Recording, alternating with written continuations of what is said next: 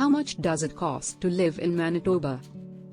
Learning about the cost of living in Manitoba plays a large part in planning for your finances. You will need to consider several factors when calculating your everyday costs, especially in your first few days or weeks.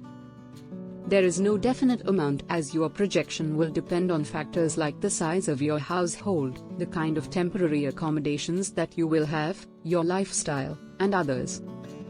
Your IRCC required settlement fund is actually a conservative estimate of your budget for the first few months of settling. It will likely be spent on basic goods and utilities such as 1. Food, 2. Clothing, 3. Transportation, 4. Health insurance, 5. Child care and occasional expenses. How does the cost of living in Manitoba fare compared to other cities in Canada? The good news is that the cost of living in Manitoba is relatively cheaper compared to other cities in Canada.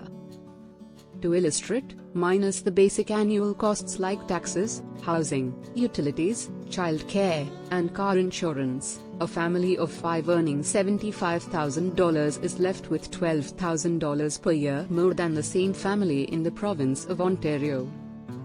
Affordable living is due in large part to the comparatively lower housing costs and utilities, specifically electricity costs, as well as university or college tuition. Residents also benefit from the free quality healthcare in the province. Rent or mortgage? Many new immigrants stay initially with family or friends or book temporary accommodations at a hotel.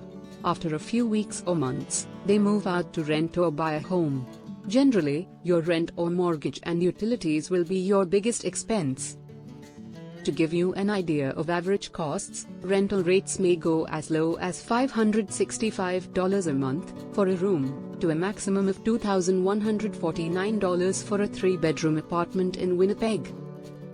If you are Winnipeg bound, you can learn more details about the rental market from the Canada Mortgage and Housing Corporation Rental Market Report.